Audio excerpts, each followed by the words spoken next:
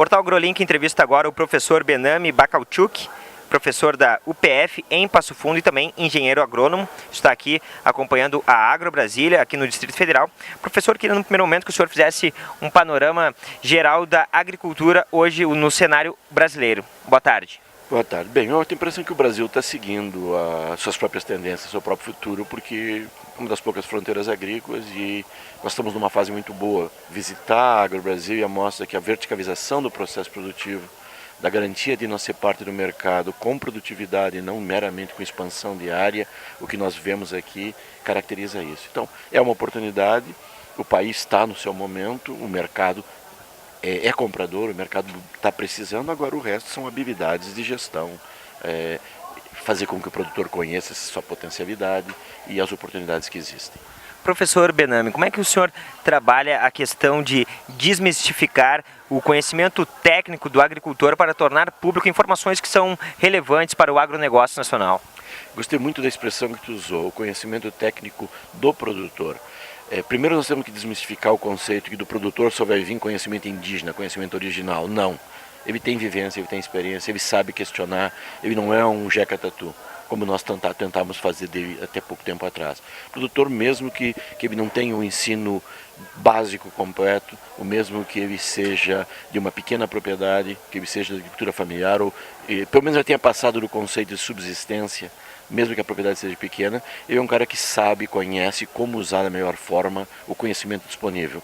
E eu faço muita questão de frisar o conceito de conhecimento, porque tecnologia e conhecimento são palavras que se complementam.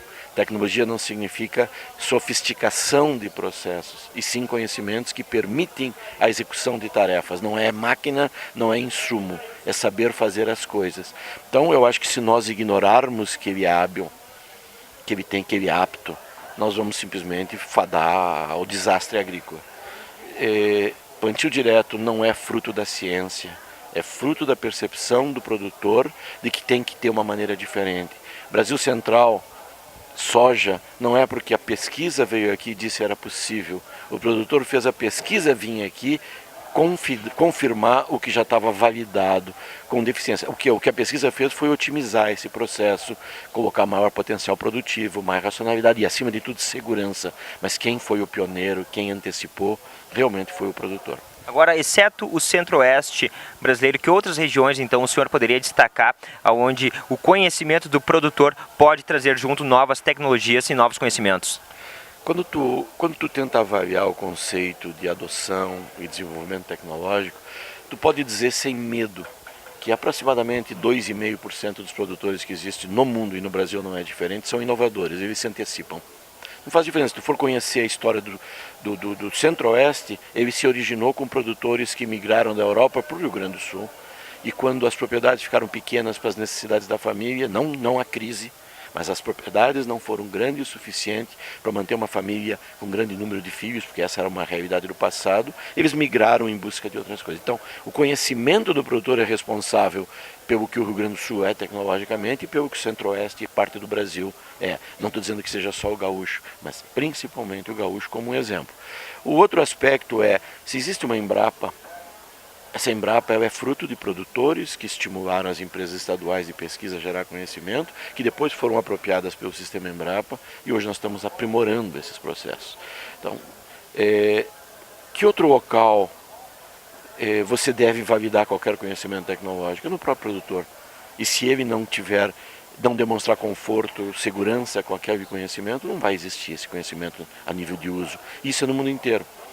Eu visitei produtores nos Estados Unidos, no Canadá, em diversos países da América Latina, na Europa, e todos eles têm a mesma característica. Existem inovadores, existem adotadores antecipados, e existem indivíduos que nunca vão mudar também. Agora, um dos exemplos a gente pode citar o Mato Piba, que hoje já é uma região consolidada na produção agrícola. Bom, o Mato Piba é uma região, talvez seja o fenômeno de abertura, de pioneirismo mais novo do Brasil. Esses 4 estados se caracterizam por serem talvez a última fronteira ocupada, não necessariamente a última fronteira agrícola do Brasil, e seria bom que fosse a última também, porque nós temos que parar de horizontalizar e começar a verticalizar. E esses produtores do Mato Piba permitem dizer que em regiões de cerrado pouco conhecidas é possível produzir 4 toneladas de soja. Quando eu comecei a trabalhar, a soja era um conceito exótico que produzia 600 quilos por hectare. Professor Benami, a respeito do Brasil, um grande território, eu queria que o senhor falasse sobre as diversidades de culturas e quais seriam as novas apostas agora, falando de 2014 em diante. Bom, infelizmente, o mundo vem buscar no Brasil o que eles não podem produzir. Então, se tu pensar em termos de produto agrícola, só existe 2 países com potencial de produzir bastante soja. E, incrivelmente, não é a Argentina, é Brasil e Estados Unidos, e nós ainda seremos os países que temos fronteiras para expandir. Estados Unidos, se tiver uma política um pouco diferenciada do set-aside, do separação de áreas, ele ainda tem condições de botar qualquer coisa como mais 5 a 10 milhões de hectares. Agora o Brasil tem condições de botar 40 milhões de hectares se trabalhar só em cima de áreas que estão degradadas hoje e que são áreas que já foram danificadas, então recuperá-las é uma forma. Mas eu tenho a impressão que o Brasil tinha que pensar em coisas diferentes. O exótico do mundo é produtos que não sejam lugar comum, nem trigo, nem soja, nem milho.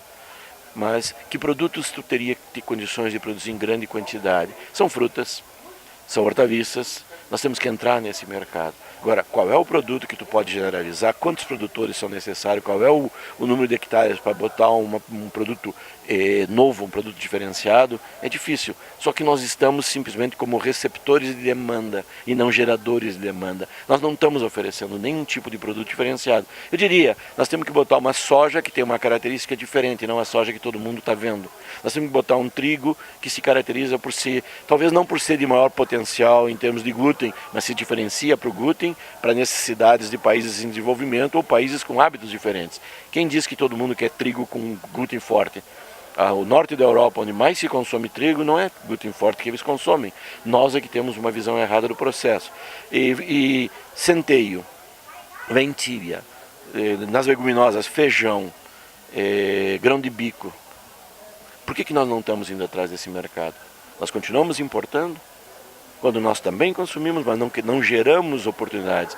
Está faltando, na verdade, uma iniciativa de governo como estimulador, não como gerador da renda, mas como estimulador da segurança para que essa renda seja gerada. Está faltando na Associação dos Produtores a vontade de querer ir para alternativas diferenciadas, não um lugar comum.